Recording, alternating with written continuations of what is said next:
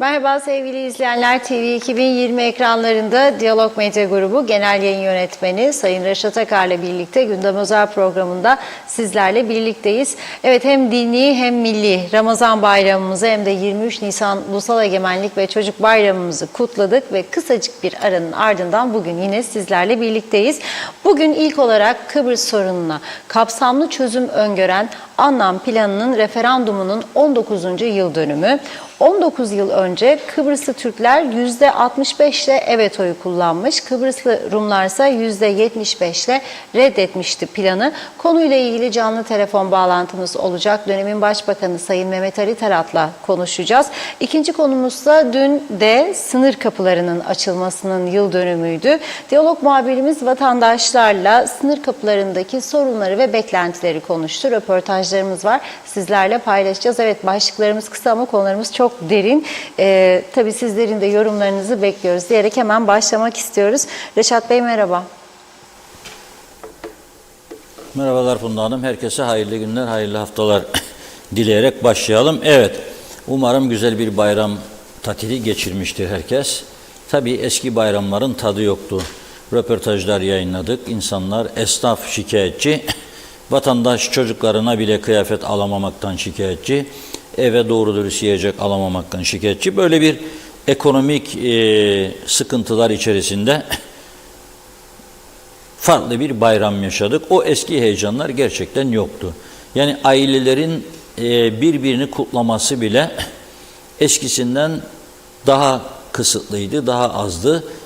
Onun da çeşitli nedenleri var. Çünkü her ailenin kendine göre problemleri var. Kendi ailesini mutlu etmekle meşgul. Hele uzakta olan yakınlarını görmek için benzin parası harcayacak, zaman harcayacak. Kolay değil tabii. Anlayışla karşılanması lazım. Hepimiz için geçerli bir kuraldır bu. Bayram öyle özlediğimiz gibi, düşündüğümüz gibi bir bayram olmadı. Bizler zaten 3 gün süreyle çalıştık, buradaydık. Cuma, cumartesi, pazar her gün görev başında, işimizin başında çalışmaya devam ettik. Evet, şimdi dün sınır kapılarının açılmasının 20. yılıydı. Bugün Kıbrıs sorununa kapsamlı çözüm öngören Anlam Planı'nın referanduma sunulmasının 19. yılı. Biliyorsunuz 19 yıl önce Kıbrıslı Türkler Anlam Planı'na %65 gibi bir oy çokluğuyla evet demişti. Kıbrıslı Rumlar ise %75 hayır oyuyla bu tarihi fırsatı geri tepmişlerdi. Anlam Planı referandumu öncesinde Cumhuriyetçi Türk Partisi özellikle çok yoğun bir propaganda süreci yürütmüştü ve etkili de olmuştu. Ve o dönemin sloganını unutmayalım. Yes be annem diye bir slogan vardı. Yes be annem diye bağırırlardı. Türkiye'den gelen gazeteciler de bu sloganın içeriğini merak ediyordu. Ne demek acaba yes be annem? Ve Türkiye medyası da ikiye ayrılmıştı. Destekleyenler ve desteklemeyenler. Türkiye'de yönetimi devralan şimdiki Sayın Cumhurbaşkanı Recep Tayyip Erdoğan Anlam Planı'na büyük destek vermişti. Açık açık olmasa bile Kıbrıslı Türklerin serbest bırakılmasını istemiş ama bu arada AK Partili çok sayıda milletvekilleri, yetkili insanlar gelip köy köy gezip özellikle Türkiye kökenli KKTC vatandaşlarına da bu plana evet demesi yönünde teşvikler yapmışlardı. O dönem Cumhurbaşkanı Rauf Denktaş'tı. Denktaş Anlam Planı'na şiddetle karşıydı. Bunu da saklamıyordu. Ama Başbakanlık koltuğuna yine Türkiye'nin de desteğiyle Sayın Mehmet Ali Tarat oturmuştu. Sayın Mehmet Ali Tarat'ı Türkiye açık açık destekleyin demedi ama engel de olmadı halkın CTP'yi iktidara getirmesine, Mehmet Ali Tarat'ın başbakan olmasına. Ben o günleri çok iyi hatırlıyorum. O mitinglerde çok ciddi gerilimler yaşanmıştı. barış ateşleri yakılmıştı 50'de. Güzelut taraflarında. Ve daha sonra ne oldu? Daha sonra referanduma sıra geldi. Avrupa Birliği evet diyen tarafın mükafatlandırılacağını söylemişti. Ve biz de buna inanmıştık, inandırılmıştık. Ama ne oldu? Referandumdan bir hafta sonra Kıbrıs'ın güneyi, Kıbrıs Cumhuriyeti adı altında Avrupa Birliği'ne üye yapılırken Kıbrıslı Türklere yönelik ambargolar da kaldırılmadı. Yani Avrupa Birliği Kıbrıslı Türklere verdiği sözü tutmadı. Annan Planı'nın yaratıcısı, adını verdiği dönemin Birleşmiş Milletler Genel Sekreteri Kofi Annan, Güvenlik Konseyi'ne Kıbrıslı Türklere yönelik ambargonun kaldırılmasını öngören bir tasarı sunduğu halde Güvenlik Konseyi de bunu kabul etmemişti. İşte dolayısıyla ambargolar o yüzden devam ediyor. Ama bu referandumun çok önemli bir faydası oldu. Tarihe geçti. Kıbrıs'ta iki farklı toplum olduğu gerçeğini tarih yazmıştır. O açıdan çok büyük faydası olmuştur. Bir ikinci olay ise siz hayır mı dediniz ha? Ohi mi diyorsunuz? Evet. O zaman biz de kuzeyde emlak patlamasını teşvik ederiz. Amerika, İngiltere, Kıbrıs'ın kuzeyinde kalan Rum mülklerinin adeta deyim yerindeyse yağmalanmasına göz yumdu. Kıbrıs'ın kuzeyine binlerce İngiliz geldi, Alman geldi. Buradan mülk almaya başladı. Yüzme havuzlu villalar, korkunç inşaat patlaması. Çok büyük paralar döndü. 100 milyonlarca sterlin aktı Kıbrıs'ın kuzeyine. Milyarı geçti. Ama onlar da bize göz yumdular. Yoksa Türkiye'yi zorlayarak durdurabilirlerdi. O imkanları vardı, o güçleri vardı. Yapmadılar. Ama özetlemek gerekirse Avrupa Birliği bize karşı sözünü tutmadı. Evet diyen taraf mükafatlanacak dedi. Hayır diyen taraf cezalandırılacak dedi. Tam tersi oldu. Onlar bir hafta sonra AB üyesi oldular. Biz ise bu vaziyette kaldık. Şimdi sizi biraz o günlere götürüyoruz.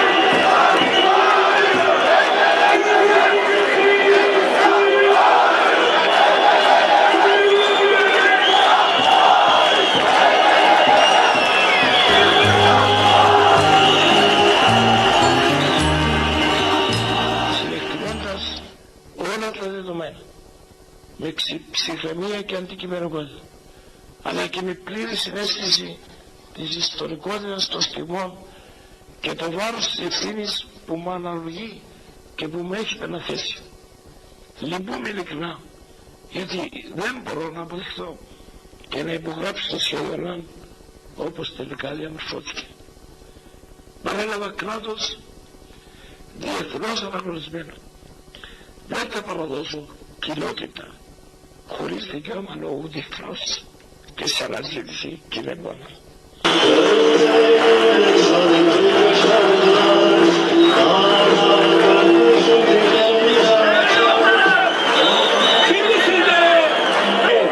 Ve inşallah yine olmalı. Barış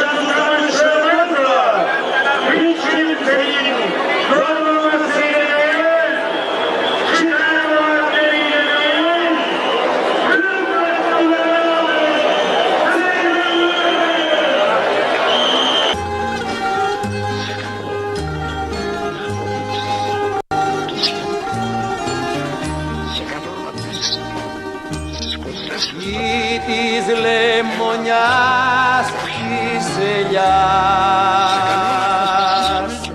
γη της αγκαλιάς της χαράς, γη του πέπτου.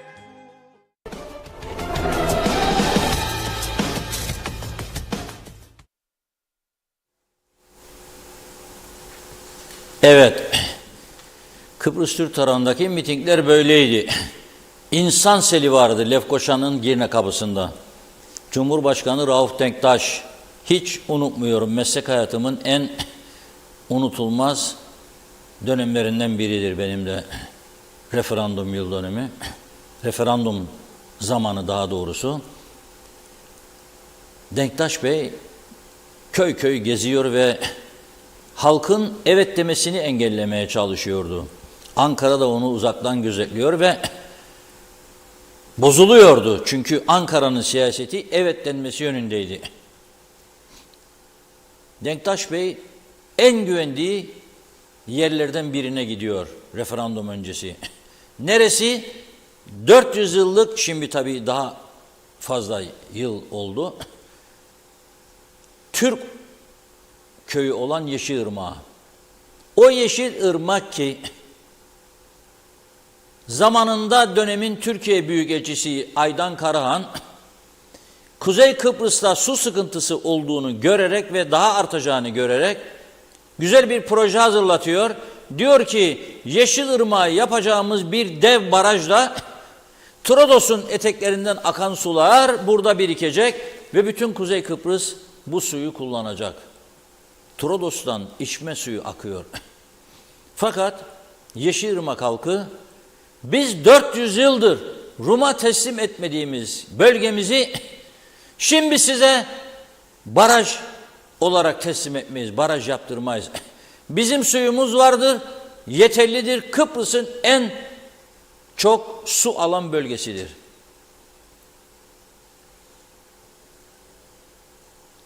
Arazide çevre tellemesi yapmak için araçlar, iş araçları yola çıkmıştı ve Yeşilırmak'a girmezden önce yolu kapatan köylüler, dozerlerin altına yatarız, bizi çiğner geçersiniz ama köye giremezsiniz demişti. Türk Büyükelçisi Aydan Karahan ve o zaman biz de bu projeden vazgeçtik diyerek geri çekildi. Sonra Annan Planı dönemi geldi. Denktaş Bey çok güveniyordu. Bütün halka tabii, bütün köyleri gezmeye çalıştı ama Yeşilırmak'ta çok acı bir durumla karşılaştı. O çok güvendiği yere gittiği zaman arabasından inmek üzereyken, dönemin Cumhurbaşkanıydı, köylüler kahve önünde toplanmış, Denktaş'a kapısını açmamayı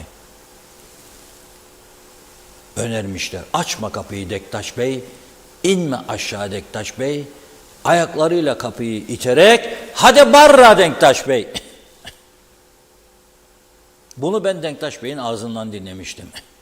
Gözyaşlarını akıtıyordu anlatırken.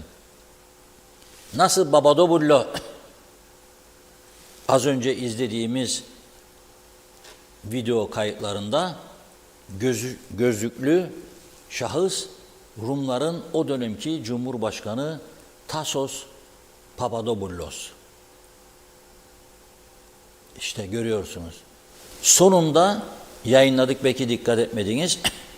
Timsahın gözyaşları akıyor. O konuşmayı referandumdan hemen önce yapmış ve ağlayarak Rum halkına gözyaşı dökerek hayır deyiniz demişti. En büyük bizi aldatan olay ise Cumhuriyetçi Türk Partisi'ni de Rum tarafında CTP ile kardeş parti olarak kendini adlandıran Akel Partisi'nin lideri Dimitris Christofias'ın referanduma 2-3 gün kala, o güne kadar evet diyeceğini söyleyen parti, referanduma 2-3 gün kala o da ohiye döndü. Onun için %75 hayır çıktı onlarda. %25 bir önceki Rum lideri Nikos Anastasiadis'in o dönem başkanı olduğu Disi taraftarlarından gelmişti. Halbuki Disi Partisi'nin kökeni EOKA'cıdır. Terör örgütünün birçok lideri o partiden çıkmadır. Akridas planlarının kurmayı o partiden çıkmaktadır. Ama onlar evet dedi. AKEL Partisi, CTP'nin kardeş partisi hayır propagandası yaptı son 48 saatte. Babadoboulos'u gördünüz. Bu Babadoboulos, oğlu da şu anda Diko Partisi'nin genel başkanı. Nikolas Babadoboulos. Bu da Tassos. Bir Rum gazeteci, Allah rahmet eylesin dostum anlatıyordu bana. Rumca'da ikise olmaz diyordu. Tassos çünkü bunun adı. T-A-S-S-O-S. Birse olur. Ama bunun adı bile faul diyordu. Hiç sevmiyordu Babadoboulos'u. Hatta bir kitap bastı. Kral Çıplak diye. Onlar da demokrasi, yani yayıncılık yönünden, bizim mesleki yönden baktığımızda bizden çok daha ileri, çok daha demokratik. Kral Çıplak diye kitap bastı. Babadoboulos peşinden koşturuyordu. Belki onu ikna eder de dost olurlar. Ama başaramamıştı. Neyse, bu Tassos Babadoboulos'u kısaca bahsedeyim. Bilmeyenler öğrensin diye. 1960 Kıbrıs Cumhuriyeti kurulduğunda ben bunu yine bir hayatta olmayan, 100 yaşında hayata veda eden Rum iş adamından öğrenmiştim. Mercedes'in yönetim kurulu başkanı. Christofis Ikonomidis. Oğlu da Maliye Bakanlığı yapmıştı. O dönemi anlatıyordu bana. Diyor ki, Magarios ikna edildi, çağrıldı anlaşmayı imzalamaya Londra'ya ve adaya döndüğü zaman büyük bir mitingle karşılaştı, protesto mitingi.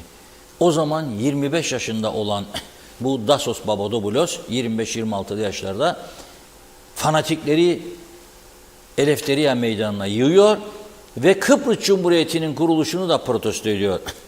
Magarios mecbur kalıyor. Diyor ki, bu Kıbrıs Cumhuriyeti'nin kuruluşu Enosis'i engellemez, tam tersi Enosis'e giden yolu açar.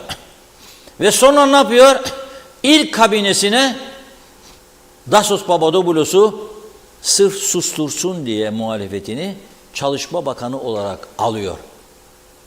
Çalışma Bakanı. Tassos Babadoboulos tabii çok varlıklı bir şekilde öldü çünkü Kıbrıs Cumhuriyeti Cumhurbaşkanı olmazdan önce bu siyasi gücünü kullanarak avukatlık bürosu aracılığıyla Kasap Milosevic'in paralarını da aklayan bizzat kişidir. Rum mahkemelerinde çok davalar açıldı aleyhinde. Sırpların İçişleri Bakanı geldi. O da tanıklık yaptı aleyhinde. Fakat Rum mahkemeleri bir türlü bu davayı Sırpların beklediği şekilde sonuçlandırmadı. Çünkü Cumhurbaşkanı olmuştu Babadoboulos ve onu yargılamak istemediler.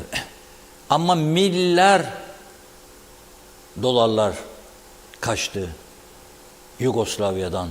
Milosevic'in kaçırdığı paraların büyük bir kısmı Kıbrıs'a gelmişti ve bir süre önce batan Laigi Bankası'nda sahte paravan şirketler adına açılan hesaplarda o paralar tutulmuştu. Şimdi arkadaşlarımız bu arada dönemin Başbakanı Sayın Mehmet Ali Talat'ı arıyorlar bize. Ve onunla da konuşacağız. O günleri ve bugünü tabii konuşmamız lazım. Ben bir anımı daha anlatayım. Tarihe geçsin diye söylemek istiyorum. Bu referandumdan kısa bir süre önce Ankara'ya gidiyorum. Ankara'da çok önemli bir askeri yetkiliyle görüşüyorum. Telefon açıyorum. Kıbrıs'ta görev yapmış bir general. Diyorum ki sizi ziyaret etmek istiyorum. Tabii Reşatçığım diyor. Bana gün veriyor. Ve ben gidiyorum onunla görüşüyorum. Beni ağırlıyor, yemek veriyor bana. Diyorum ki ne olacak? Milli Güvenlik Kurulu toplandı. Bir takım kararlar aldı ama açıklanmadı. Nasıl bir tavır bekliyorsunuz? Aldığım cevap aynen şu. Vallahi Reşatçığım, bunun kararını sizler vereceksiniz. Biz de size saygı duyacağız. Yani dedim mesela biz 150 bin, 160 bin Kıbrıslı Türk evet dersek, siz Türkiye'nin Doğu Akdeniz'de çıkarları falan diyordunuz daima askeri kanat. O size ait. Milli Güvenlik Kurulu'nun kararı bu yönde mi diye sorduğumda evet aynen bu yönde dedi. Ben de o zaman gönül rahatlığı içerisinde adaya döndüm ve bildiğimi yaptım. Çünkü bu adada evet bizler söz sahibiyiz Kıbrıslı Türkler ama iki ana vatan Türkiye ve Yunanistan esas ağırlığı ve sözü olan ülkedir. Bunu da biliyoruz. Evet, telefon bağlantımız da hazır bu arada. Sayın Talat hattımızda. Merhaba, hoş geldiniz yayınımıza. Merhabalar, merhabalar, iyi yayınlar. Selamlar Sayın Cumhurbaşkanım. Selamlar. Ne var ne yok, iyi misiniz Reşat Bey? İyiyiz, sağ olasınız. Şimdi o dönemi birlikte de o zaman olduk. Çok programlar yaptık, çok konuştuk. Doğru. Çok doğru. röportajlar yaptık. Siz büyük bir destek verdiniz referandumda evet çıkması için ve başarılı da oldunuz. Halk size Doğru. destek verdi. Fakat karşı taraf Doğru. hayır dedi. Aradan 19 yıl geçti. Bu sürede daha fazla kimin kayboldu? Çünkü Rumlar da yani evet AB üyesi oldu ama mallarına dönemediler. Bak Maraş'ın bir kısmı açıldı falan. Nasıl değerlendiriyorsun 19 yıl sonra? Vallahi tabii her iki taraf kaybetti ama esas kaybeden Türk tarafı oldu doğal olarak. Çünkü yani dünyada yaşanan tecrit kısmen çeşitli alanlarda hafiflemiş olsa bile o günün yarattığı Kıbrıs Türk tarafına olan sempati nedeniyle bütün bunlara rağmen bugün hala daha Kıbrıs Türk tarafı ciddi bir izolasyon yaşıyor. Yani şimdi bazen denir ki hani ne kazandık, ne oldu vesaire birçok şey oldu aslında. Yani örneğin Hellim tescili meselesi. Onu düşünün bir. Eğer biz referandumda evet demeseydik bugün Hellim gibi bir şey konuşmazdık. Biz kendi üstümüze düşenleri yapamadık. O yüzden bu tescilden yararlanamadık. O başka bir konu. Ama yani bugün eğer biz Hellim tescilinin gereklerini yerine getirirsek Hellim ihracatında önümüzde ciddi bir engel kalmadı artık. Bunun da nedeni yine bizim referandumda takındığımız tutumdur. Ama şunu söyleyeyim, esas evet dememiz gereken, sorunu çözmemiz gereken dönem Kıbrıs Rum tarafının Avrupa Birliği ile giriş anlaşmasını imzalamazdan önceki dönemdir. Yani 2003 Nisan öncesi. O dönemde çözüme ulaşamadığımız için Rum tarafı hayır demiş olsa bile imzaladığı için anlaşmayı Avrupa Birliği'ne girmiş oldu. Dolayısıyla da en büyük kaybı aslında biz yaşamış olduk. Kazancımızdan kaybettik aslında. O günkü mevcut durumumuzdan kaybetmedik. Kazanacaklarımızı aslında kaybetmiş olduk.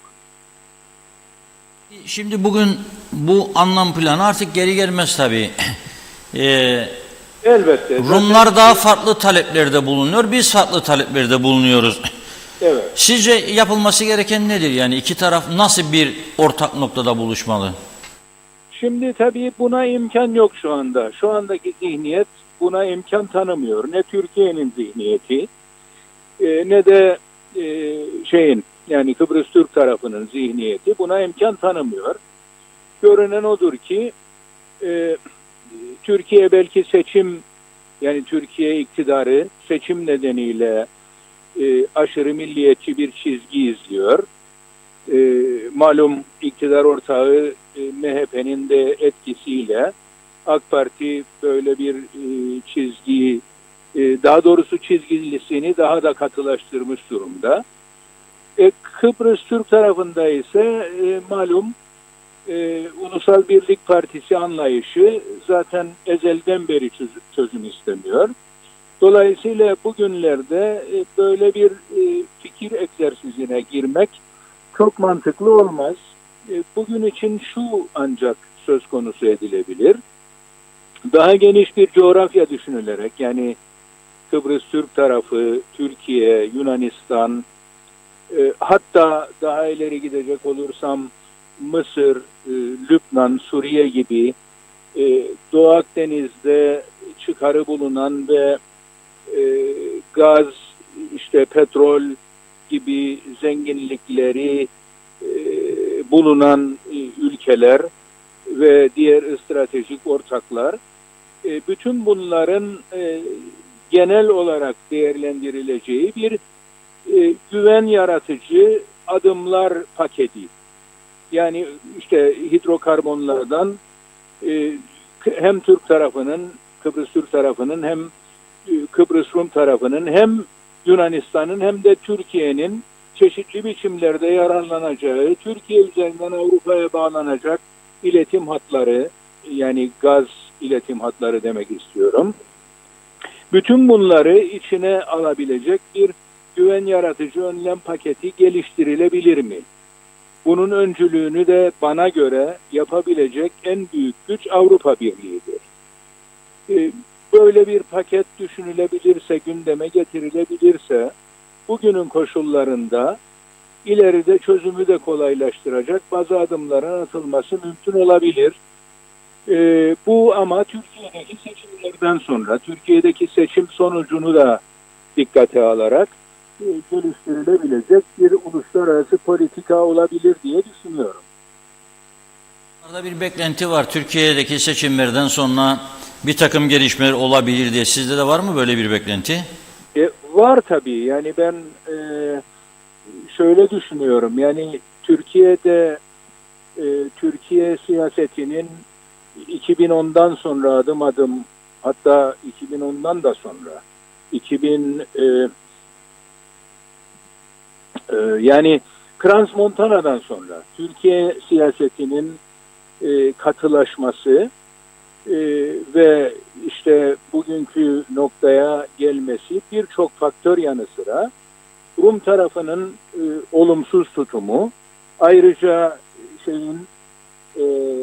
işte Türkiye'de daha önce ifade ettiğim gibi sağ siyasetin içine MHP'nin de katılmasının sonucunda bir milliyetçileşme süreci yaşaması, bütün bunlar etkiledi ve bugünkü noktaya gelindi. Yani Anastasiadis'in buradaki günahı çok büyüktür. Bunu hepimiz biliyoruz. Son ana kadar olumlu giden süreci birdenbire ben halkıma kabul ettiremem diye yapması gereken liderliği yapmayarak sonucu akamete uğratması önemli bir faktördür. Sonra Türkiye ile bizim ilişkilerimizin sıkıntıya girmesi, o da önemli bir faktördür ve bunun arkasından da tabii Türkiye'nin politika değişikliğine gitmesi, aynı şekilde burada da bir politika değişikliğini kotarması, zorla etkiyle kendi tercih ettiği Cumhurbaşkanını seçtirmesi ve sonuçta da bu politikaya varılması, bütün bunlar hep birbirini tetikleyen, birbirini adeta provoke eden gelişmeler olarak bugüne yansıdı. Onun için kısa zamanda bir çözüm süreci ben beklemiyorum. Ancak ne bekliyorum? Kıbrıs Türk halkı diriliğini muhafaza etsin, varlığını muhafaza etsin, ümidini kaybetmesin, biraz daha dayanalım diye umut ediyorum. Rumlar ama çok zaman harcadılar, çok beklediler. 74'ten bu yana 49 yıl geçti. Tabii canım, sadece o mu? Şimdi Hristodelis istiyor ki Türkiye'de kim seçilirse seçilsin durum değişmez. Hadi oradan 2002'de Türkiye'de seçimler yapıldı, AK Parti hükümete geldi, o günün koşullarında ta 2010'a kadar, hatta Crans Montana'ya kadar çözümü Türkiye desteklemedi mi? Dolayısıyla yani Türkiye'de kimin iktidara geldiğinin önemi yok gibi saçma sapan lakırdıları söyleyebilmesi bile yani Kıbrıs sorununda bir ilerlemeyi arzu etmediğinin göstergesidir diye düşünüyorum ben şahsen. Bir taraftan da bu Hristodelidis'in kiliseyle çok uyum içinde gittiği bir konu var. Silahlanma Yani bu silahlanmayla bir gün gele Türkiye işte ekonomik krize girer, şu olur bu olur da silahlı bir şekilde, onlara göre söylüyorum, kaybettiği toprakları geri alma çılgınlığına girişebilirler mi? Öyle mesajlar veriyorlar. Vallahi hatırlayın şeyi. İşte 15 Temmuz darbe girişimini. 15 Temmuz darbe girişiminde müdahale edip kuzeye işgali ortadan kaldırma gibi bir sürü safsatayı kendi aralarında tartıştılar, biliyorsunuz. Ama şimdi daha güçlü bir hareketleri var. İsrail'le hatta Amerika'yla 3+1. Hayır tamam ama Türkiye zayıf değil ki. Yani o zaman Türkiye'nin zayıflayacağını düşünüyorlardı. Yani Türkiye'de darbe olacak, askerler işte iktidara gelecek, iç savaş çıkacak hatta. Çünkü beklenti oydu, eski darbelere benzemiyordu bu. Ve belki de gerçekten darbe başarılı olsaydı Türkiye'de, belki de bir iç savaş çıkacaktı. Evet, Eski doğru. yıllar değil yani, eskiden hatırlıyorsunuz. Ben hepsini hatırlıyorum neredeyse darbelerin. 1960 çok bilgimde olmasa bile, o zamanlar küçüktük. Ama ondan sonraki bütün darbeleri biliyorum. Zaman zaman içinde de yaşadım. Ordu bir anda el koyardı. Zaten tek yayın kuruluşu vardı. TRT'yi ele geçirdiği anda bu iş biterdi. Ama bugünkü çağda çoğulcu yayıncılığın vesairenin olduğu bir zamanda siz ne yapacaksınız ki? Kolay mıdır darbe yapmak? Doğru. Ama başarılı olsaydı iç savaş çıkardı. Bundan da yararlanabileceklerini düşünen çılgınlar olabilirdi. Bugün de durum aynıdır Rum tarafında. Yani bunlar çılgınların yapabileceği bir şeydir. Çünkü Türkiye'de baş etmek 1 milyonu bulmayan nüfuslu bir ülke açısından hiç mümkün olabilir mi? Evet, çok teşekkür ediyoruz Sayın Talat Rica değerlendirmeleri için. ederim, rica ederim. Umudu kesmeyelim. Bugün uygun değil ama gelecek bir şeylere gebe olabilir. Evet, çok sağ olun. Teşekkür ediyoruz. Siz de sağ olun. İyi günler. Evet, anlam planı referandumunun gerçekleştiği 2004 yılında Kuzey Kıbrıs Türk Cumhuriyeti Başbakanıydı Sayın Mehmet Ali Talat. Daha sonra Cumhurbaşkanı oldu. Büyük bir fırsatın yitirildiğini söylüyor. Şu anda da çözüm konusunda pek umutlu olmadığını söylüyor. Çünkü Anastasiadis'ten daha katı bir siyaset izleyen, hatta Kran Montana'da masayı deviren kişi olarak bilinen o dönem Dışişleri Bakanı'ydı. Nikos Christodoulidis şu anda Rumların lideri ve aynı zamanda Nikos Christodoulidis kiliseyle de çok iç içe yürütüyor politikasını. Geldiği günden beri her adımla başpapazla ve diğer papazlarla birlikte törenlere gidiyor. Evokacıları, anma törenleri olsun, saygı duruşları olsun, diğer etkinliklerde birlikte götürüyorlar işi. Dolayısıyla evet, kolay bir süreçte değiliz. Öyle çözüm bugün yarın olacakmış gibi umutlanmak doğru değil. Ama silahlandıkları da bir gerçek, gözle görülür haldedir. Zaten bunu da saklamıyorlar. 200 milyon euronun üzerinde bu yıl silah alımları vardır. 200 milyon euronun üzerinde olacak 2023 yılında. Evet Tunla Hanım, başlayalım. Hızlıca başlayalım. Mesajlara giden birkaç tane mesaj oldu tabii. Evet, Mehmet Uluçaylı'nın mesajını görüyorum. İlk anlam planı Rumlar kabul etmemişler. Avrupa Birliği Rumları tek başına birliğe üye yaparken Kuzey Kıbrıs Türk Cumhuriyeti'ne vaat edilenler yerine getirmedi ve bizi ambargolu olarak ortada bıraktılar. İyi ki Türkiye yanımızdadır. Kemal Osman Ceyhanlı 20 sene geçti, hala geçişlerdeki sıkıntıyı konuşuyoruz. Nice mutlu senelere diyelim. Celal Harun, bu bayram hepimizin içi buruk, acı ve hüzünlü olarak geçeceğini biliyorduk. Gönül isterdi ki tüm sevdiklerimize sımsıkı sarılarak büyüklerin ellerinden, küçüklerin gözlerinden öpelim. Güzel, mutlu bayram yaşayalım ama zor günlerimizi sevdiklerimizden ayrı ya da uzakta geçirmek durumunda kaldık. Ayrı olalım, uzak olalım ama sevdiklerimizin yerleri daima kalplerimizde olacaktır. Bundan böyle beraberce kutlayacağımız nice güzel, huzur dolu, mutlu bayramlara. İsmet Ezel, evet dedik de ne oldu yazmış. Erdal Yarkın, iyi yayınlar diliyor. Fevzi Mehmet Mehmetçioğlu da Reşat Bey bu memlekette hiçbir şey olmaz dedi. Mehmet Uluçay da Rumların Türklere karşı olan düşünceleri hep aynı noktada. Yaptıkları politika anlaşma ister gibi görünüp dünyaya kendine anlaşma isteyen taraf gösteriyor. Halbuki Türk görüşme masasını Rumlar terk etmiş. Tüm görüşme masasını Rumlar terk etmiştir ama mağdur taraf Türk tarafı olmuştur. Mehmet Kurtulmuş, selamlar, iyi yayınlar diliyorum. Evet dedik de ne oldu? Bizleri Papadopoulos ve Avrupa Birliği kandırdı. Aynur Yarkın da iyi yayınlar diliyor. Çok güzel, doğru anlatıyorsunuz Reşat Bey, süpersiniz, ağzınıza sağlık demiş. Pahalılık çok bu ülkede, mahvolduk diyor. İsmet Ezel, bir evet de dünyaya bağlan. Hava ve deniz limanları da olacak. İzzet Kahraman, selam olsun yoldaşlar, selam olsun CTP demiş. Müfit Hüseyin, Yeşilırmak'ta suya sahip çıkamadıkları için değirmendeki binlerce sene akan suyu patlattılar. Evet, İzzet Kahraman zaten ne yaptıysa merhum Ali Tarat şimdi sormak istiyorum kendine demiş. Mustafa Özcan iyi yayınlar, Aytaç Bey de iyi yayınlar diliyor. Ayşe Ahmet de, Ahmet Halil de teşekkür ediyoruz. Erol Topçu da aynı şekilde. Mehmet Şenler de kolay gelsin demiş. İsmet Sencer harikasınız. Erol Hasan derken yeni mesaj gelince biraz kaçırdım, hemen yakalıyorum.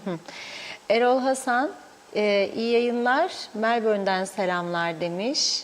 Evet, Zeren Turalı, merhaba Reşat Bey, Funda Hanım. 2004 yılında sırf Annan'a evet denildi diye ellerinde uluslararası beynelminel koçan bulandıran Kıbrıs Rumların taşınmaz mallarının yabancılara satılması, bundan rant para sağlanması, BM'nin ve AB'nin bunlara seyirci kalması insan hakları ve dünya hukukuyla bağdaşır mı? Türk tarafı yıllar öncesi Maraş'taki evkaf mallarını sırf taşınmaz malların koçanlarının bizlerde olduğunu öne sürerek hak talep ederken, karşı tarafın taşınmaz mallarının mülklerini talep etmelerinden, istemelerinden iade takas para talep edilmesinden daha doğal ne olabilir ki? Demiş Oytun Andaş, kolay gelsin, iyi yayınlar diliyor. Evet, Avrupa'ya evet diyerek şüphesiz kazandık demiş. Çözüm 1974'te gerçekleşti. Nazime Enalbant, Londra'dan herkese, aileme, tüm sevdiklerime selamlar. Evet, yine geride bıraktık bayramımızı, hem de çocukların bayramını. Buruk hüzünlü diliyor, buruktu yaşananlardan dolayı. Allah bir daha bu acılara göstermesin demiş. Sizlere de uzak kalmak istemeyiz. İyi ki gündem özel programınız var. Daima olmasına duacıyım dedi. Bir iki mesaj daha var. Oytun Andaş nice mutlu. Ne demiş derken gitti. Yüksel Öner diyor ki Reşat Bey, Funda Hanım iyi yayınlar, geçmiş bayramınız kutlu olsun.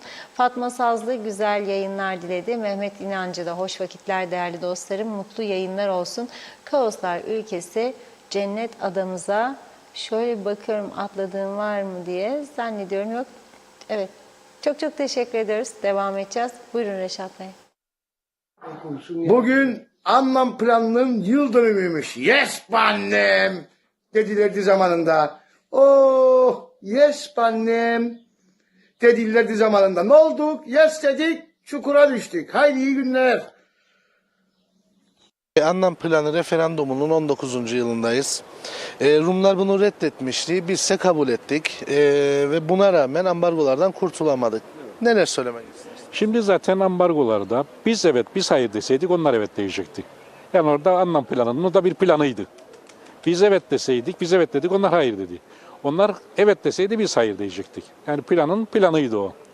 O günden bugüne kapıların açılması çok iyi oldu. Ve daha da kapıların açılması çok iyi. Gerçekten. Çünkü bu tarafa ekonomilerini çok faydası oldu ekonomiye bize. Çünkü bizdeki fiyatlar daha ucuz onlara göre. Bugün euro 22 oldu herhalde. 22-23 oldu. Onun için. Evet. Kapıların açılmasına da 20. yılını kutluyoruz. Evet. Hayırlısı olsun. İnşallah ama kapanmaz artık ya. Yani bu şartlarda böyle artık kapıların kapanacağını zannetmem. Ne isterse olsun. Yani ne kadar da fanatik olsalar bu kapıların artık kapanmaz. Çünkü onların da çok işine gelir. Burada. Peki Anlam planına dönecek olursak, yeniden referanduma sunulursa hangi yönde oy kullanırsınız? Ben geçen defa hayır kullanmıştım. Bu sefer şartları görmem lazım. Yani ne planda ne çıkacak, ne görecek. Bak geçen defa hayırcıydım. Çünkü hiç kimse Kıbrıslıların o planı okumadıydı. Ve Kıbrıslılar, Türkler Rumları tanımadıydı. Şimdi tanıdılar. Ve o evet diyenlerin bir kısmı hayır diyecek. O günkü şartlarda Allah razı olsun Rumlardan kabul etmediğinden dolayı. Yoksa gerçekten elimizden o günkü gazetelerden, basından gördüğümüz kadarıyla, görsel basında dahil epey toprağımız gidecekti elimizden. Alınan kalemle verilecekti. Sırf bir anlaşma olsun diye huzurlu yaşayalım diye bu ülkede. Ama Rumlar böyle yaptı. Bin bin berekat versin. İnşallah böyle Allah şaşırdır bunları. Günün sonunda biz sevineceğiz. Peki aynı plan bugün yine referanduma sunulsa hangi yönde oy kullanırsınız? Kesinlikle kanunlarının kalemle verilmez. Bir karış vermem. Bir karışı kabul etmem ben. Oyum kesinlikle gene aynı. Hayır. Peki sınır kapıların açılışının 20. yılındayız. İyi mi oldu sizce bu kapılar? Mutlaka canım. Yani halklar arasında bir sıkıntı yok. Yani Rumlar Türkler arasında pek bir sıkıntı yok. Yani köyde ne güzel yaşardık. Ama bu işler siyaset askere girince birbirimizi tanımak. Şimdi biz Müslümanık, Rumlar Hristiyandır. İstavroz'u sever. Onun için 1000 sene de geçse Annan planı kabul olmayacak. Rumlar bizi sevmiyorlar, bizi istemiyorlar. Bizi dövemezlerse Rumlar bizim kölgemize basarlar. Bunun başka bir açıklaması yoktur. Bu kadar. Başka hiçbir şey yok. Olmayacak yani. Hiçbir şekilde anlaşma olmayacak. Bu insanlar bizimle anlaşmak istemiyorlar. Peki bugün aynı plan referanduma sunulsa hangi yönde oy kullanırsınız? Yani biz ne kullandıysak onu kullanırız gene. Ama bizim bir oy kullanmamız, evet veya hayır oy kullanmamız bir mana ifade etmez. Çünkü Avrupa, bütün dünya onları dinler. Bizi çok dinledikleri yoktur. Peki sınır kapılarının açılışının 20. yılındayız. Bu süreci nasıl değerlendirirsiniz? Kapıların açılması iyi mi oldu, kötü mü? Yani kapıların açılması iyi oldu. Bir memlekete ne kadar turist gelirse, ne kadar insan gelirse alışveriş de o kadar yükselecek. Ve insanlar mutlu olacak diye düşünüyorum ben. Daha sınır kapılarının açılması, icap ederse açılsın, kontrollü bir şekilde yapılsın. Ama sınır kapılarının açılması bana da, elbiseciye de, ayakkabıcıya da, kebapçıya da, herkese de faydası olmuştur. Tabii ki bu Avrupa'nın Rumlara yardımıdır. Eğer ki biz yapaydık o Rumların yaptığını şimdiden o zamandan silinip gidecekti Kıbrıs Türk'ü. Bereket ki Rumlar hayır dedi. O anlam planı aleyhimizeydi esasında. Biz evet dedik ama bence Rumlar da kabul edeydi. Bugüne kalmazdık. Yani Kıbrıs Türk'ü silinecekti Kıbrıs'ta. Avrupa Birliği daima onları destekliyor. Peki aynı plan yeniden referanduma sunulursa hangi yönde oy kullanırsınız? Şimdi ben yine kullandığım gibi hayır derdim. Çünkü o plan Kıbrıs Türk'ünü yok etme planıydı. Sınır kapılarının açılması iyi mi oldu, kötü mü? Muhakkak iyi oldu. Yani bizim bu bölge, Asmaltı Arasta bölgesi gerçekten çok zor günler geçiriyorduk. Oradan geçen bir kısım turist, Rum geliyor.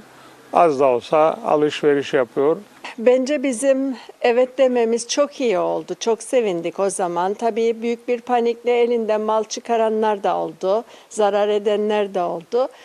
Benim dükkanıma buraya gelen birkaç tane beyefendi var. Hatta siyasetten, Rum siyasetinden emekli olmuş yaşlı beyefendi. Bir gün konu açıldı bu konuda. Onlarla sohbet ettik. Adamın bana dediği en büyük hatamızı hayır dediğimiz gün yaptık. Çok yanıldık. Yani onlar zararını gördüler ama biz faydasını da görmedik. Evet demenin, ambargolardan kurtulamadık hala. Kapıların açılması çok harika oldu. Herkese iyi geldi. Bütün yani esnaf canlandı. Çünkü dibe vurmuştuk 2003'ten önce. Açılması çok güzel oldu. Yeterli değildir. Daha da kapı açılmasını bekliyoruz. Özellikle bu Çağlayan Kapısı'nın açılması gayet rahat ve geniş bir yoldur. Orasının açılması çok çok faydalı olacaktır. Bunu herhalde yetkililer en erken zamanda harekete geçip yapacaklardır karşılıklı olarak diye düşünüyorum. Zaten kurtulamayacaklar zaten bu ambargolardan. Biz Türk olduğumuz için bizi nasıl Rum süründüreceğini çok iyi bilir. Bu ezellerden belli. Masada hep Rum kazanıyor. Biz evet dedik. Değil mi? O hayır dedi. Ha şimdi zamanında Denktaş bize bağırırdı hayır değilim diye. Biz ona rağmen evet dedik. Ne oldu? Değişen bir şey oldu mu memlekette? Olmadı. Olmaz da olamaz zaten. Olmaz. Peki bugün aynı plan yeniden referanduma sunulursa hangi yönde olur? Hayır derim. Bu kez hayır. Bu hayır derim. Neden? Çünkü neden? Gene bir şey olmayacak. En azından belki işte biz de hayır dedik. Kapıların açılması iyi mi oldu kötü mü? İyi oldu. Esnaf adına, buradaki bilmem bizim toplumumuz iyi oldu.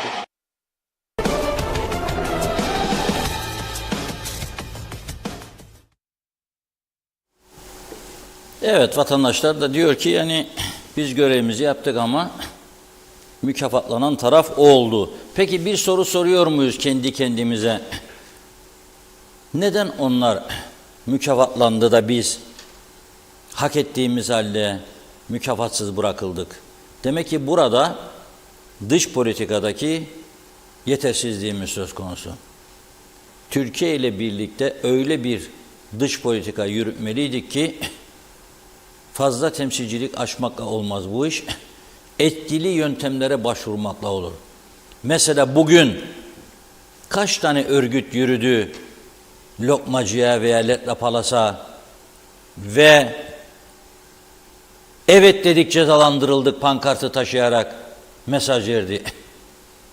Avrupa Parlamentosu Başkanı'na, AB Konseyi Başkanı'na, Amerikan Büyükelçisi'ne, garantör İngiltere Yüksek Komiserine kaç kişi mektup gönderdi?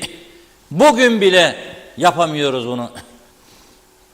Kendi kendimize işte böyle dikili taşlarında yok yavrumlardan adam olmaz. İşte biz de verdik bitti falan filan. Cezalandırıldık değil.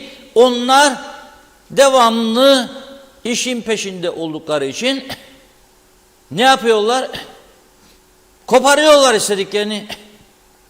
Bakın güneyde bir haftadır gündem nedir bilir misiniz? Bir haftadır İngiltere ve Amerika'nın Rusya'ya yönelik ekonomik ambargoları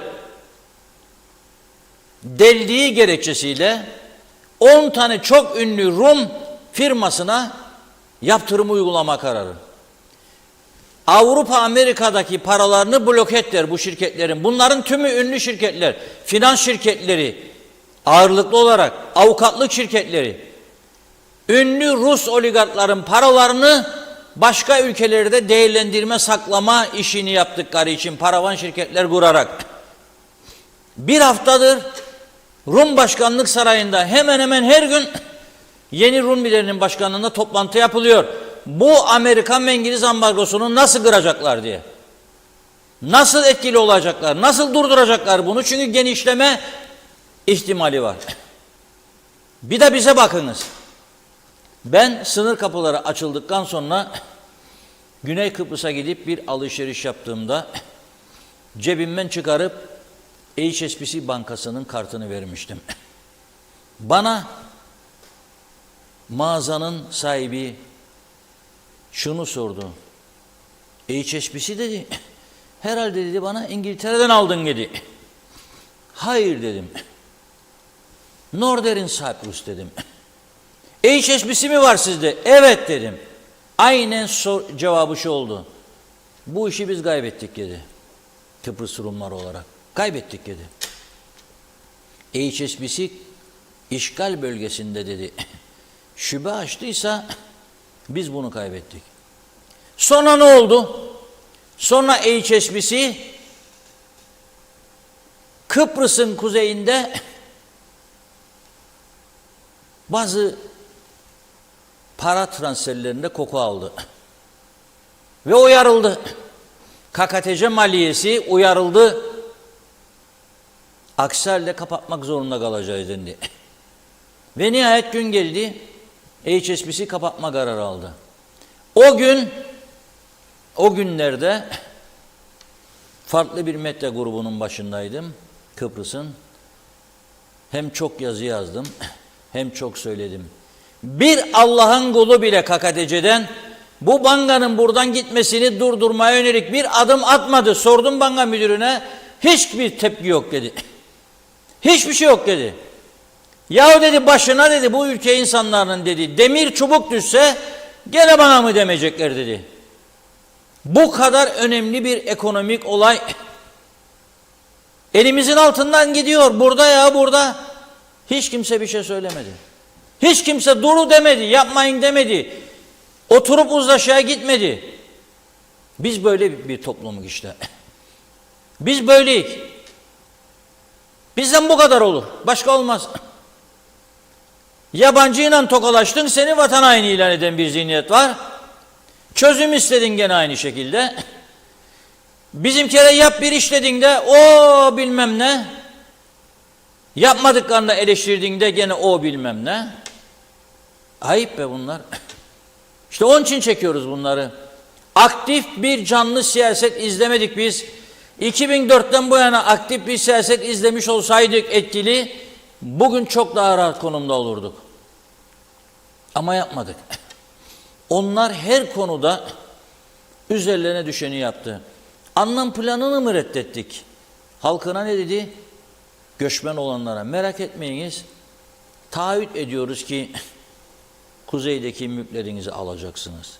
Ama o güne kadar biz size yönelik teşvik vereceğiz. Daha teşvik, daha teşvik.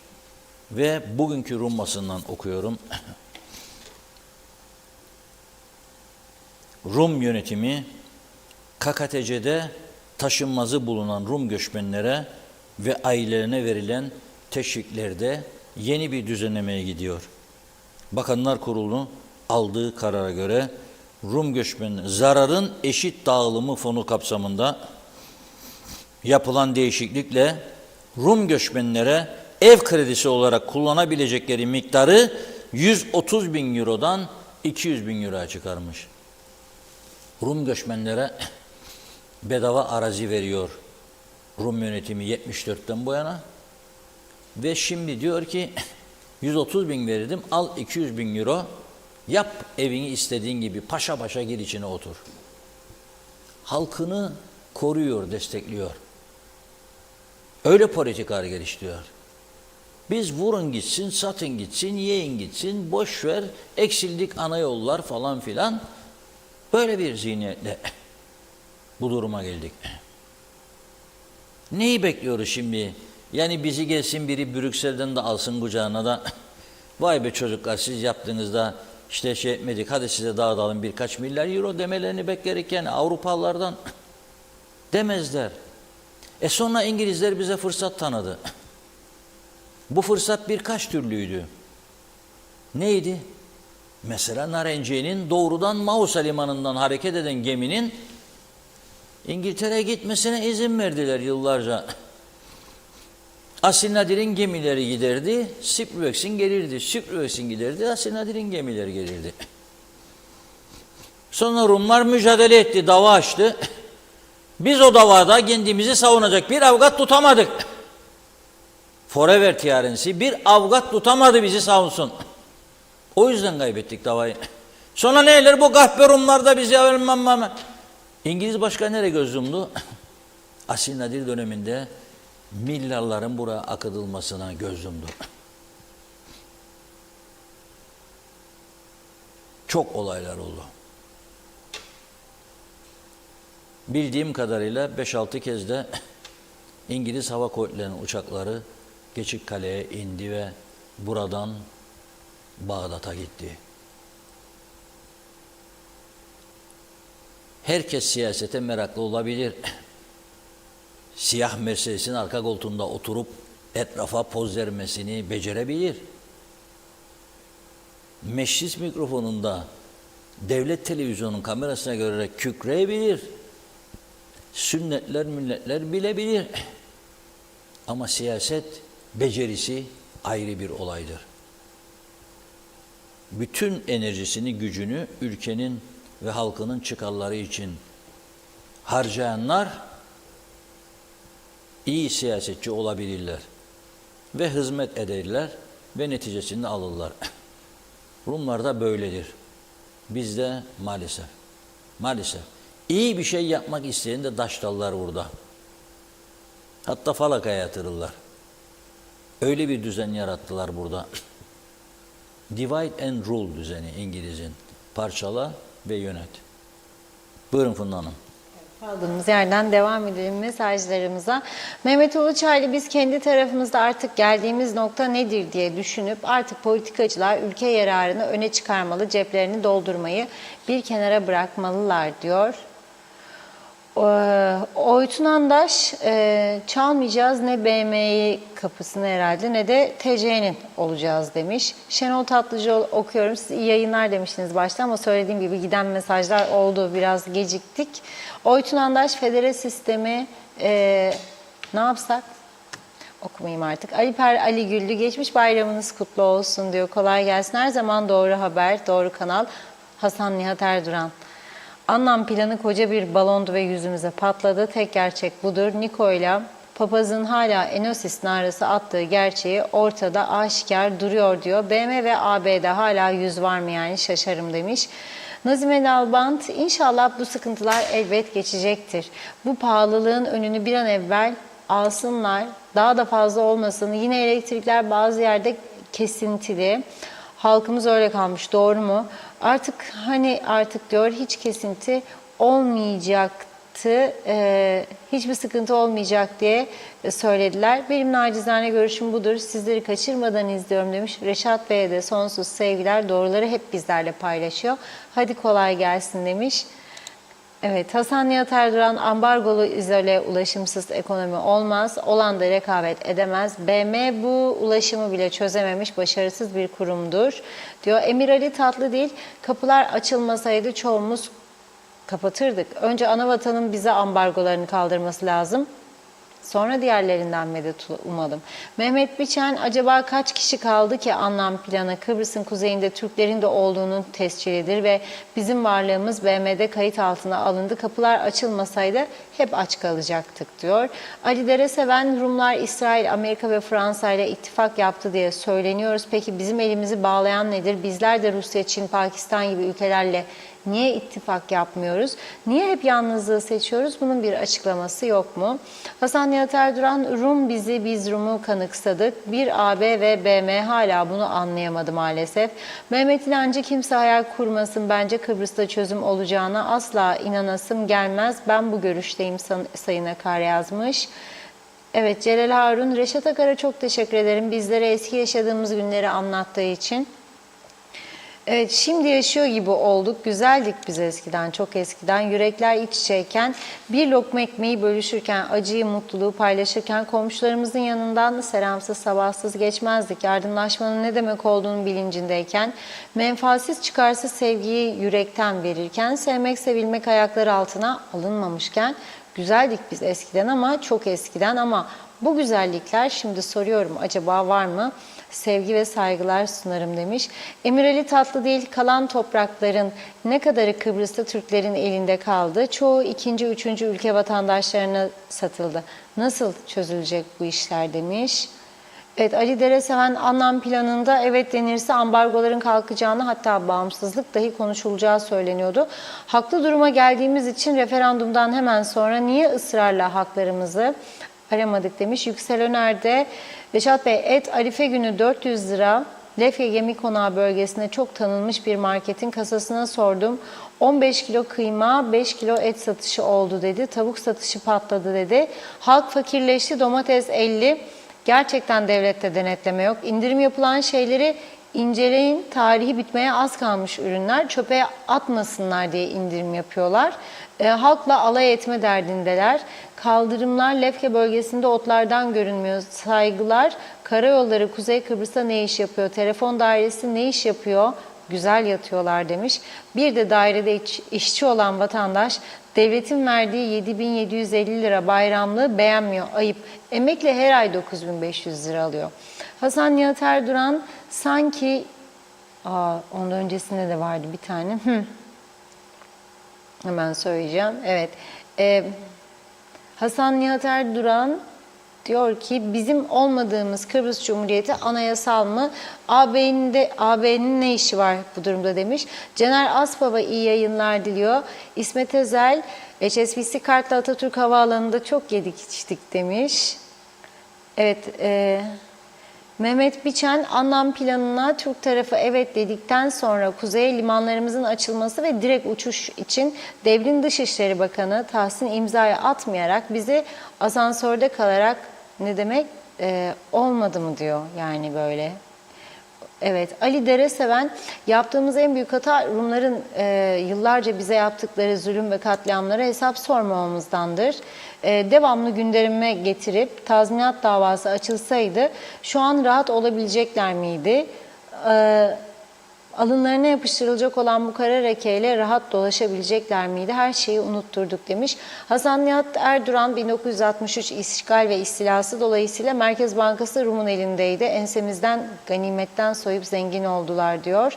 Güzin Atik Rum tarafı evet demiş olsaydı dahi yine Türk tarafı Avrupa Birliği'ne alınmayacaktı. Avrupa zaten her zaman Rumları destekler. Türkiye dahi yapsaydı yine alınmayacaktı. İyi ki hükümetimiz güneyden gelenlere eş değer verdi. Herkes ev ve dükkan sahibi oldu. Rumlar mal konusunda kaybettiler. Ne torunları gelir mallarını araştırsın ne de onların çocukları. Çağatay Doğaner tembelliğin, ilgisizliğin, sorumsuzluğun kitabını yazarız demiş. Hem de altın harflerle diyor. Handan Felek iyi yayınlar diledi. Evet, Hasan Nihat Erduran, Putin aranan şahıs, Grivas ve Makaryos'ta mı aranan şahıs diyor. Aynılarını bize yaparlar. Yüksel Öner, Rum tarafı son günlerde Kuzey Kıbrıs tarafına geçen kiralık Rum plakalı arabaları özellikle yaşlı turistlere kiralayıp Türk tarafına şu plakalı araçları gönderiyor diyor. Bir iddiası var. Veli Baş iyi yayınlar dilemiş. Sterlin 25.50 oldu diyor. Ne olacak halimiz dedi. Bir mesaj daha okuyup ara verelim.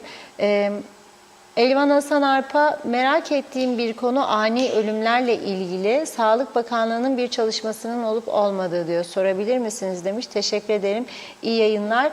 Arif Mustafa Cüce iyi yayınlar diliyor. Hüseyin Koltan da hoş geldiniz ekranlarımıza. Doğru Haber'in gerçek adresi. İyi ki varsınız dedi. Evet, Emir Ali Tatlıdil'de dönemde ambargolar yoktu diyor. Federe devlet zamanı. Kuzey Kıbrıs Türk Cumhuriyeti'ni kurduğumuz gün ambargoları kendi elimizle istedik. Daha önce Cyprus menşeiyle pek çok ürünü ihraç edebiliyorduk. Ondan sonra maalesef film bitti demiş. Necdet Mavi Gözlü de Kuzey Kıbrıs Birleşik Afrika Pakistan Cumhuriyeti Başkenti Lefkoşa'dan hayırlı yayınlar diliyor. Şimdi yetişebildim programa dedi. Devam edeceğiz mesajlara. Reşat Bey buyurun. Evet, gördüğünüz gibi bizim derdimiz daha çok nedir? Daha çok güncel sorunlar, ekonomik sorunlar. Halkımız haksız da değil. Çünkü bugün de aynı adayı paylaşıyoruz dedi bir arkadaş. Nasıl olur dedi, oradan 9 euro alıyorum kuzu etini dedi. Yerli Cyprus lamb, mühürlü, veteriner kontrollü. Nasıl orada bizde 400? Yani orada, hadi kurlarda artış var, kabul ettiğim 9 euroyu 2 ile çarpmıyor, 20 ile çarpmıyorum. Yani 180 demeyeceğim, 200 diyorum. 420 oldu Arife günü kuzu. Nasıl oluyor? Liberal ekonomi uygulamak tamamdır ama ana tüketim maddelerinin kontrolü gitmesi şarttır. Bunun içinde nedir? Neyse Güney'in yaptığı bir örnek var. Uzaklara gitmemize gerek yok. Benzeri uygulamayı burada da yapabiliriz. Biraz önce Rum göçmenlerle ilgili söyledim. 200.000 euro her göçmene ev yapması için. Devamlı benzeri kararlar alınıyor. Bir de onlar mesela yeni kapıların açılması konusunda da yine bugün Rum basında okudum. Politis gazetesinin haberine göre 2 toplumlu Kıbrıs inisiyatifi sınır kapılarının açılmasının 20. yıl dönümü nedeniyle ortak bir açıklama yapmışlar ve 27 Mayıs'ta bir eylem kararı almışlar. Ortak eylem kararı. Niçin? Daha çok kapı açılması için. Buna en fazla kimin ihtiyacı var? Açık ve ne konuşalım? Bizim ihtiyacımıza. En fazla bizim ihtiyacımız var. Çünkü akaryakıttan defalardır söylerim, usanmadım ve usanmayacağım. Her 100 liralık akaryakıt aldığında Rumlar 30 lirası bizim maliyenin kasasına gidiyor. Vergi olarak. Bunun dışında ithalatçı firmalar kazanıyor, bayiler kazanıyor, memlekette para dönüyor. Gelen adam bakıyor başka ne ucuzluk var burada, sigara alıyor. Başka ne alıyor? Zepse bulursa ucuz, zepse alıyor.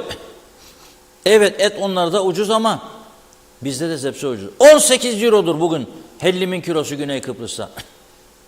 Biz burada 200'e çıkanları pahalı görüyoruz. Tabii normalde gelirimize göre. Ama ona göre pahalı değil. 400 alacağına gelip 200 alıyor buradan. Bunun gibi birçok şey. Dişini tedavi ediyor adam. Daha az para veriyor burada. Euroyu bozduğu zaman adam şimdi 23,5-24 alıyor ya. İyi düşünün. Tele. Çok uygun onlara göre. Bizim devamlı bunu gündeme getirmemiz gerekirken iki toplumlu teknik komite özellikle bizim Türk Teknik Komitesi bir kelime duymadım ağızlarından. Ben olacağım. Her gün barikatın önündeyim. Her gün. Ve ararım, rahatsız ederim. Gel buraya. Eşit iki toplumlu komiteyiz. Gel burada bekliyorum seni. Bak gör bu kapıların halini. Bu kapıları rahatlatacağız arkadaş. Niçin? İki toplum arasındaki ilişkileri geliştirmek için. Hani sizin isteğiniz buydu? Hani Avrupa normları? Avrupa normu nedir? Serbest dolaşım, yerleşim ve mülkiyet özgürlüğü. Gel işte. Sen bana gel, ben sana gideyim. Kabul edersen buyur evime, kahvemi de iç. Ya da ben geleyim sen de içeyim. Ama alışveriş yaptıkça karşısında ormandan çıkmışlar, olmadığını görüyorlar. Çünkü kapılar açılmazdan önce ara sıra bilinçli bir şekilde kilisenin para ödeyerek gönderdiği sözde gazeteciler vardı buraya. Döndükleri zaman Rum gazetelerinde, özellikle iki faşist gazetede manşet atıyorlardı. Ormanlarda yaşıyormuşuk biz. Çok kötü durumdalar. Öyle bir şey olmadığını bile bile. Ne zaman kapılar açıldı, bizim ormanda yaşamadığımızı, Mercedes, BMW, Land Rover, Cherokee, Porsche için refahı sürdüğümüzü gördüler. Vay be dediler. Onlar vay beyi şöyle der. U bana yamu derler. Vay anam be demek. Bu da kapıların açıldığı gündür. Ne heyecanlı gündü. Ne heyecanlı gündü. 23 Nisan 2003. Sabah uyandık. Cumhuriyet Gazetesi'nin temsilcisiyim. Arıyorlar beni. Reşat'cığım, kapılar açılmış. Bizim haberimiz yok. Uyuyor evde biz. Öyle mi? Hemen giyindim bittim. Letra Palas açıldı önce. Baktım dalga dalga geliyor onlar. Binler binler. Akşam da dönerken herkesin elinde zambaklar, en çok da zambak güller. Bıraktıkları evlere gitmişler. Bizim misafirperver halkımız onlara demiş bahçenizdeki zambaklar güller. Onlara demişler ki duvarda fotoğraflarınız vardı asılı. Sakladık sizin için. Ağladılar, gözyaşlarını tutamadılar. Sakladınız ya fotoğraflarımızı. Evet. Çoğu insanımız sakladı. Saygıdan dolayı. Ve verdi. İkinci akşam Girne Limanı'na gidiyorum. Bir ünlü meşhur bankamızın o dönemki yönetim kurulu başkanı önümü kesiyor. Türkiye kökenli bir beyefendi. Ama yerli bir bankanın yönetim kurulu başkanı olmuştu. Bana dedi ki, kardeşim dedi, şimdi bu dedi burada 4000-5000 Rum var. Bunlar biz gitmeyik derlerse ne olacak dedi. Bunlara silah mı çekecek dedi. Yok ya dedim, merak etme, hemen panik yapmayın, giderler. Giderler. Savaş istemez kimse. O yüzden tarihte bazı fırsatlar insanlara bir defa iki defa gelir. Makaros bileği bükülmüştü. 1977 yılında iki bölgeli, iki toplumlu federasyona evet demişti. Sonra biz dedik ki Rum'a güven olmaz. Yapmadık. geciktirdik. Sonraki süreçlerde hep Rumlar reddetti. Bütün çözüm planlarını onlar reddetti. Onlar reddettiği için de dünya bize fazla tepki göstermedi. Türkiye'de al askerlerini çık demediler. Bu da bir gerçektir, bunu da kabul edelim. Bugünkü huzur ve mutluluğumuzu dile getiriyorsak güvenlik açısından, onların o hilelerinin çok büyük katkısı vardır. Bunu da kabul edelim. Peki neden bu sınır kapılarının çoğaltılması için çalışmıyoruz? Bakınız, Otelciler Birliği Başkanı Dima Çağıner, Arife günü bir açıklama yaptı. Dedi ki, sadece 6 otelimiz %100 doludur. Ortalama dedi 5 yıldızlı otellerde doluluk %70 gibi, daha alt sınıftaki otellerde 40 gibi. Türkiye'den gelişlerde ciddi azalma var. Türkiye'den gelişler çünkü deprem oldu, seçim var, ekonomik sıkıntı var. Bugün izledim, bilmem siz de izlerseniz zaman zaman önemli ekonomik kanalları Türkiye'de, Bloomberg'i mesela. Konfeksiyoncular diyor ki, istesek de, istemesek de işçi çıkarmalarına başladık diyor. Neden? Çünkü Avrupa'ya konfeksiyon ihracatında azalmalar var. Talepler azalıyor. Otellere gelelim.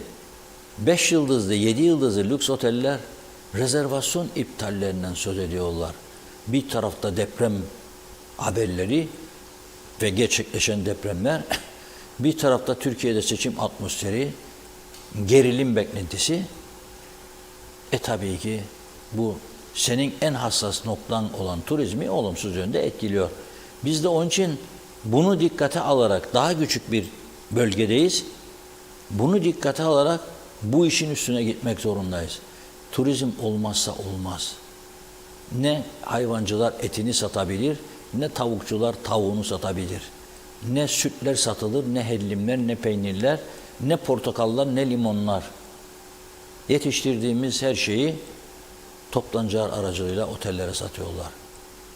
Turist olursa satışlar daha çok olur. Olmazsa olmaz. O yüzden kapılar son derece önemlidir. Daha çok kapı, daha çok kapı ve daha hızlı işlem. Nitekim bakın bazı vatandaşlarımız dün Serdar Serdaran arkadaşımıza neler söylediler. Onu izleyelim.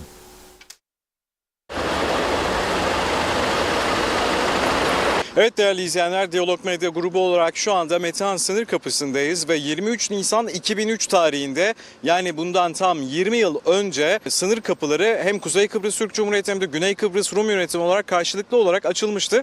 Metehan sınır kapısındaysa vatandaşlara sınır kapılarında ne gibi zorluklar yaşadıklarını sorduk. Verdiği yanıtlar oldukça çok netti aslında. Sınır kapılarında yaşadığı zorluklar oldukça trafiğin sıkışık olması ve işlemlerin çok uzun süreli olmasıydı. Ne yapacağız? Pek bilmiyorum, gezeceğiz. Evet, Alışveriş yapacağız. Evet, alışveriş yapacaksınız. Bu sınır kapılarında uzun bekleme süreleri seni sıkıyor mu? Çok sıkıyor. Hem yani sıkıcı oluyor. Etrafımda genelde yaşıtlarım olmadığı için onlarla zaman geçiremiyorum. Yani arka koltukta uzun uzun beklemek kötü değil mi? Bunun için de genelde müzik dinliyorum, oyun oynuyorum ya da.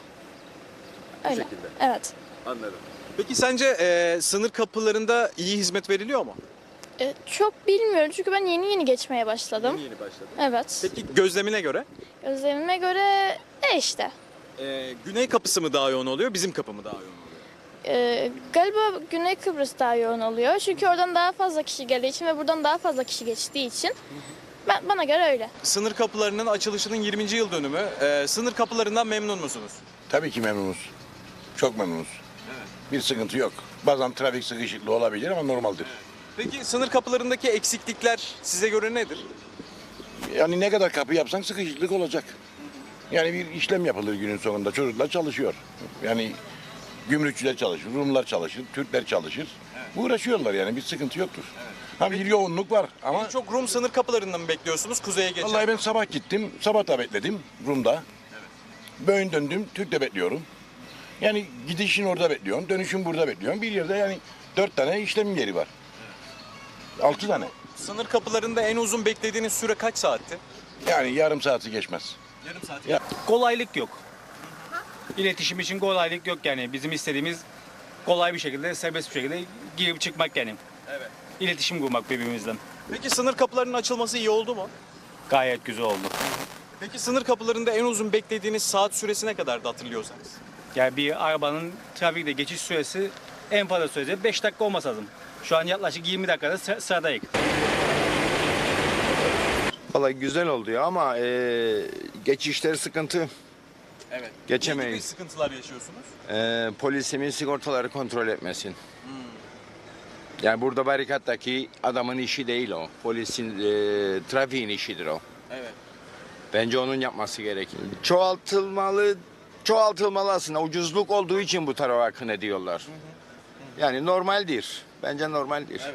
Evet. Açılması tabii ki iyi oldu ama kendi ülkemizin içinde hala daha kimlikle seyahat etmek, yani keşke açılmasaydı. Açılsa tabii ki açıldığı çok iyi oldu ama Peki neden keşke hiç açılmasaydı dediniz? bu şekilde seyahat etmek yani hala daha utanç vericidir. Sıra beklemek. Sırada bekleme değil, yani aynı ülkenin içinde seyahat etmek. Evet. Yani sizin İstanbul'dan Ankara'ya giderken kimlik göstermeniz gibi bir şey, öyle bir şeye eşdeğer görüyorum ben. Çok iyi oldu. Bütün sınırların ortadan kalkmasını rica ediyorum, istiyorum yani. Evet. Sınır kapılarında yaşadığınız zorluklar neler? Sıkışmanın dışında bir şey yok. Ne düşüneyim işte geçip gidiyoruz. Evet. Başka bir Memnun şey. musunuz peki sınır kapılarımızdan, aldığınız hizmetten? Bu taraftan memnunum. Evet. Rum sınır kapılarından mı memnun değilsiniz? Ya bir şey söylemedim ona. Şimdi o tarafa geçiyoruz. Gençler, özellikle gençler çok sevindiler. En azından bir toplum, tek bir toplum olarak birbirleriyle kaynaşması açısından bana göre çok iyi bir şeydi. Şu anda da aynı kanaatteyim. En azından bu dünya globalleştikçe insanlar iç içe birbiriyle kardeşçe yaşasın. Siyasetten yana biraz sorunlar oluyor. Bence siyaseti bırakıp ilim olarak yani toplumu öğrenmeliyiz ve barışı öğrenmeliyiz. Bunu da lazım bence.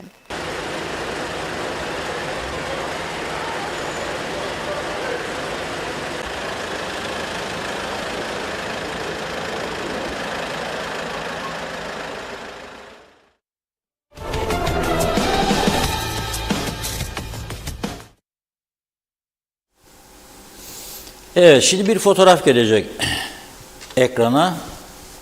Soy ismini göremedim. Yasemin isminde bir 22 yaşındaki bir genç kızımız.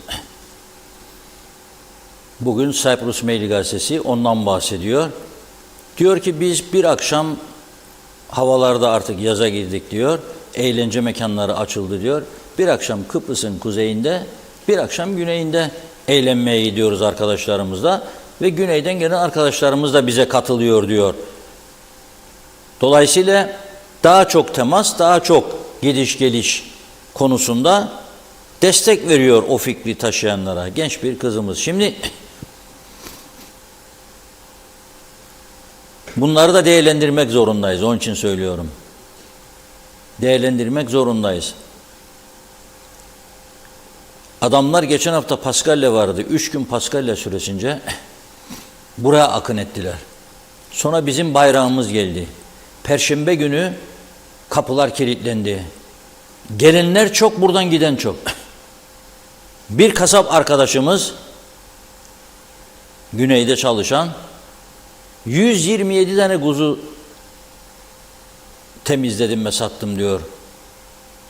3 günde. Güneyde çalışan. 127 adet. Bunun önemi büyüktür bence. Bunu bilmek lazım ve bu kapıları iyi değerlendirmek lazım. Bakın biz bugün çok konu var. Çok konu vardı işleyeceğimiz. Yani düşünebilirsiniz, dün bayram günü, dün bayramın son günü mahkemeler çalıştı ya Kuzey Kıbrıs'ta. Ne zamandan beridir böyle oluyor? Ne zaman? 10 yıl önce böyle miydik biz? 15 yıl önce, 20 yıl önce böyle miydik? Mahkeme mi vardı pazar günü? Ama şimdi var. Adam içiyor, gidiyor, vuruyor genç birinin üstüne. Uçuruyor ya adamı.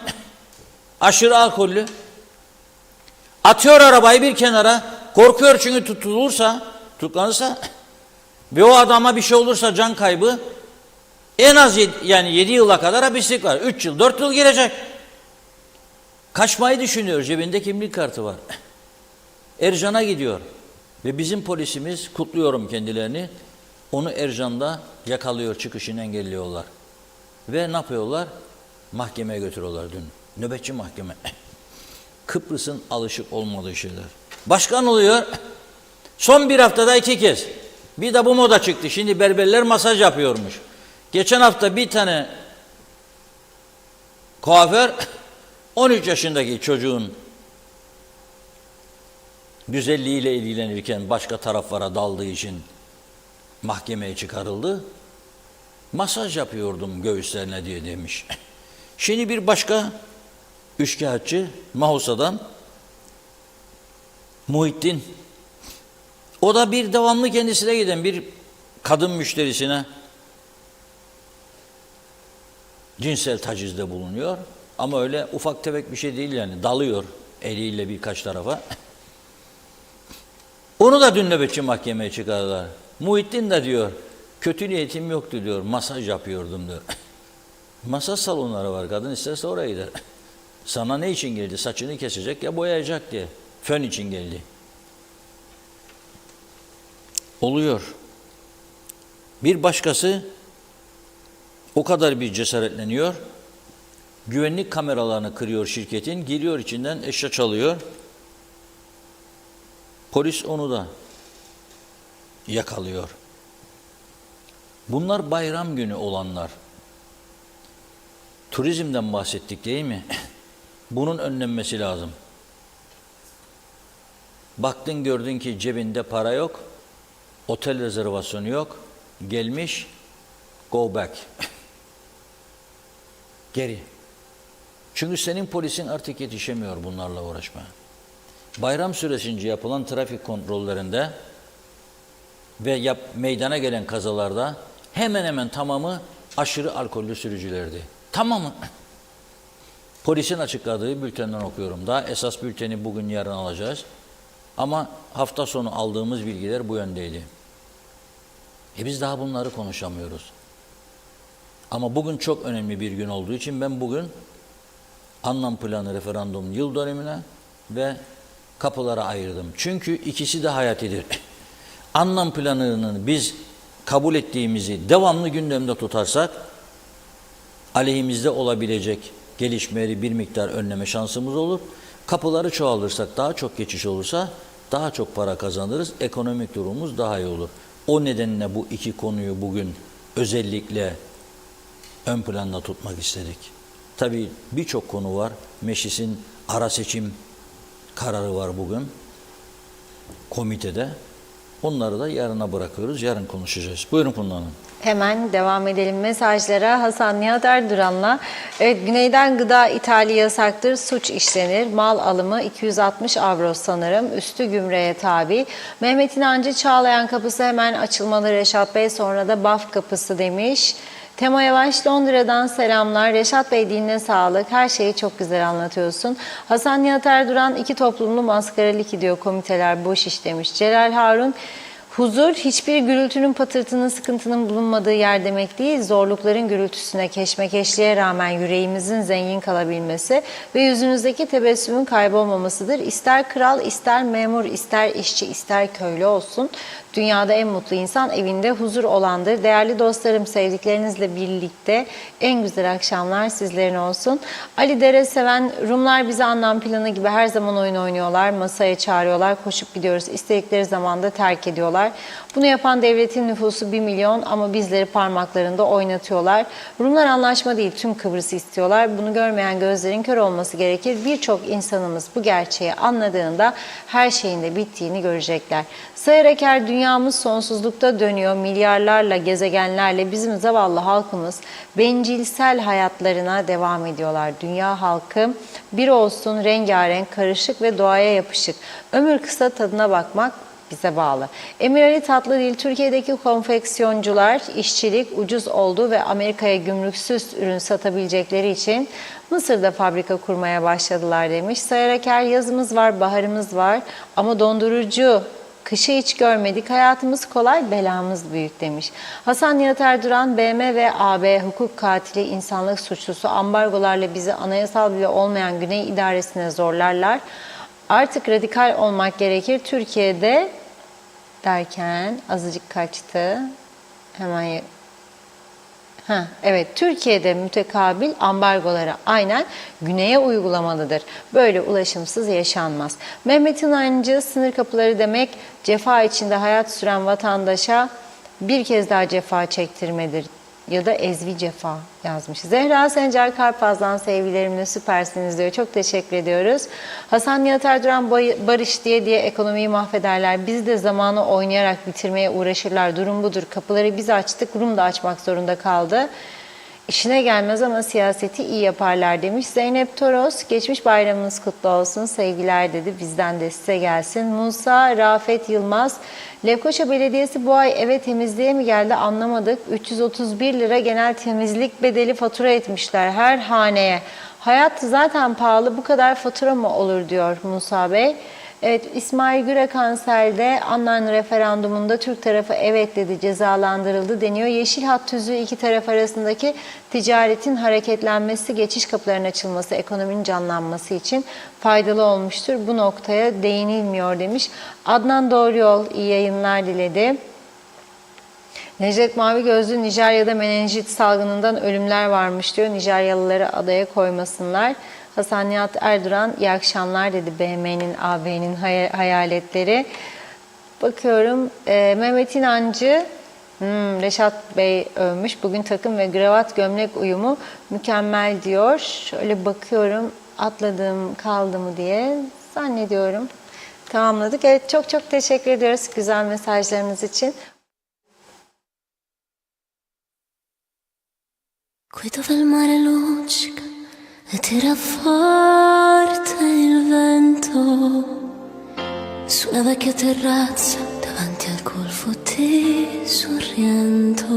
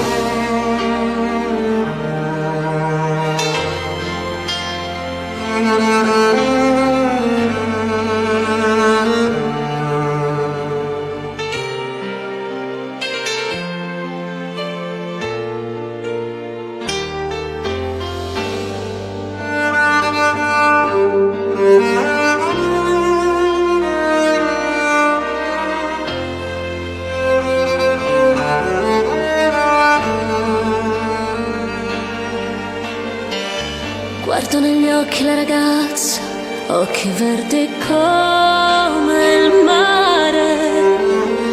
Poi all'improvviso uscì una lacrima e lui credette di affogare.